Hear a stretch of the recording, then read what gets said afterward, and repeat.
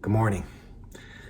Well, sticking with this kind of theme of one another's in body life, we jump to the next chapter of James.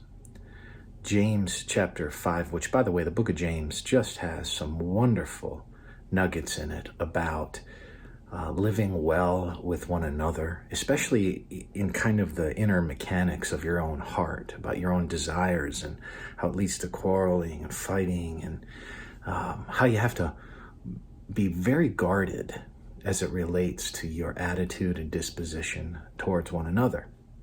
And I think James 5:9, sort of tucked away a little bit, can get blown past. And yet I think it's significant for us because I think it highlights, quite honestly, a really common problem. I find the problem within myself. Here, let's just read it. James 5:9.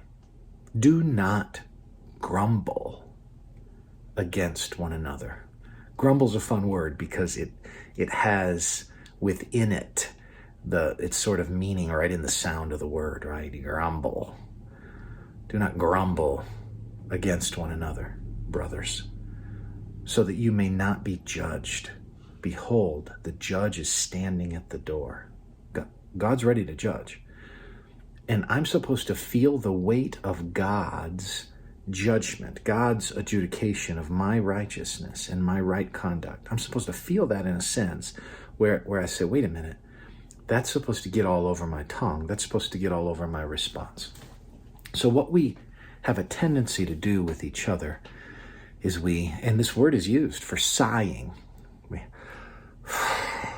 roll our eyes. We groan. Oh, not again. We grumble.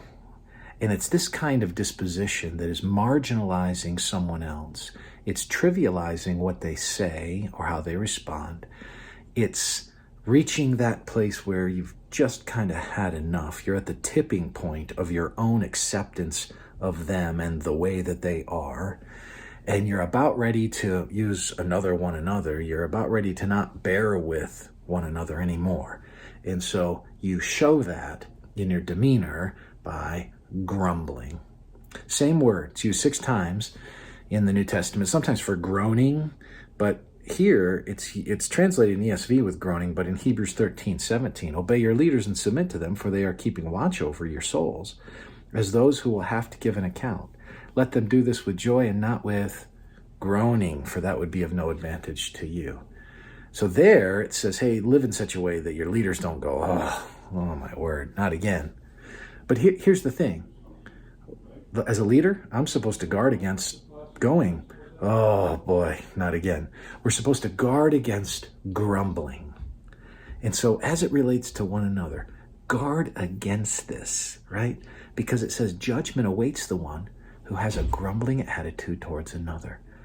May God help us not to be groaners and sighers and grumblers and complainers with one another. Instead, be people who receive one another, warts and all. May the Lord bless you today.